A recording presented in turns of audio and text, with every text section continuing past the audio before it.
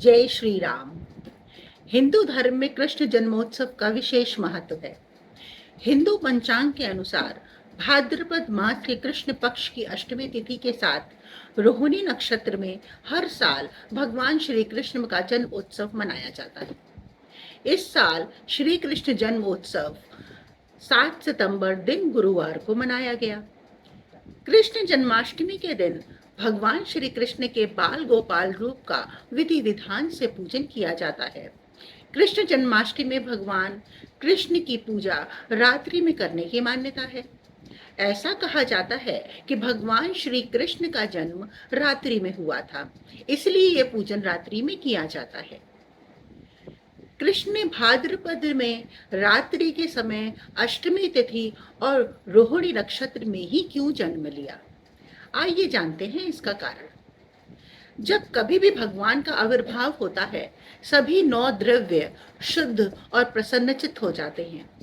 इनमें काल, दिशा, पृथ्वी, जल, अग्नि, वायु, आकाश, मन और आत्मा, इनकी शुद्धि होती है। भागवत पुराण में उल्लेख है कि जब प्रभु के प्राकट्य का समय आया तो आकाश के सभी नक्षत्र, ग्रह और तारे शांत हो गए, सौम्य हो गए। इस दिशाएं प्रसन्न थी, पृथ्वी के सभी क्षेत्र मंगलमय थे, नदियों का जल निर्मल हो गया था। रात्रि के समय भी सरोवर में कमल खिल गए, वायु सुगंधित हो बहने लगी। ब्राह्मणों के यज्ञ की अग्नि जो कंस के अत्याचार से बुझ गई थी, स्वतः ही प्रज्वलित हो गई। सभी संतों के मन प्रसन्नचित्त हो गए। प्रभु ने चंद्र वर्ष में 16 कलाओं के साथ जन्म लिया। भागवत पुराण में उल्लेख है कि जिस समय श्री कृष्ण अवतरित हुए उस समय आकाश में चंद्रमा भी प्रकट हुआ। भद्र यानी कल्याण देने वाला, इसलिए भाद्रपद मास चुना गया। कृष्ण पक्ष में जन्म इसलिए हुआ क्योंकि ये तो कृष्ण से ही संबंध रखता है। अष्टमी तिथि पक्ष के बीचों बीच संधि स्थल पर पड़ती है, इसलिए अष्टमी पर जन्म हुआ। और रात्रि तो योगी जनों का प्रिय समय है। रात्रि के 4 प्रहर होते हैं: प्रदोष, निशित, त्रियम और उषा। पहला प्रहर 6 से 9 बजे तक होता है शाम को, फिर निशित 9 से 12 बजे तक होता है, फिर 12 से 3 बजे तक का समय त्रियम होता है और उसके बाद सुबह 6 बजे तक उषा रहती है। इन्हीं में 2 भागों के मिलने को संधि काल कहते हैं। सनातन में संधि काल को पुण्य माना जाता है। इन चारों प्रहरों में मध्य रात्रि के 12 बजे जब निशित और त्रियम की संधि होती है, यह मध्य रात्रि है। इस समय श्री कृष्ण का जन्म, उनके आविर्भाव का अर्थ है अज्ञान के घोर अंधकार में दिव्य प्रकाश का उद्भव। चूंकि निशात राज चंद्रमा के वंश में जन्म लिया, इसलिए भी निशा के मध्य भाग में अवतीर्ण होना उचित भी है। अष्टमी तिथि की रात्रि में चंद्रमा के उदय का यही समय होता है। कृष्ण के जन्म के समय वासुदेव जात कर्म नहीं कर सके थे, इसलिए चंद्रवंश के आदि पुरुष चंद्रदेव ने समुद्र स्थान करके कर किरणों से अमृत वितरित किया। श्री कृष्ण विष्णु के 8वें अवतार और वासुदेव देवकी के 8वें पुत्र हैं।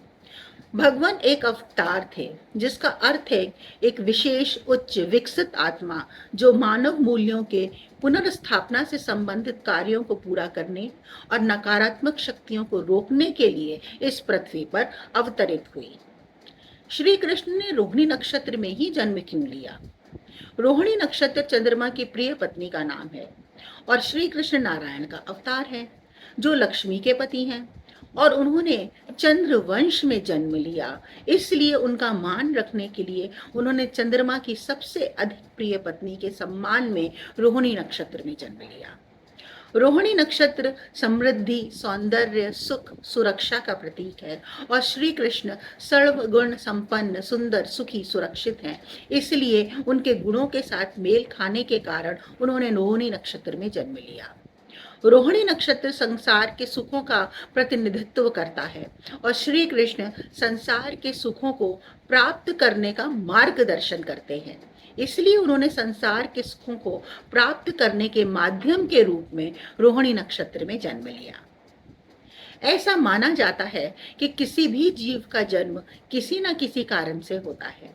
उस कारण को पूर्ण करना ही उसका धर्म भी है।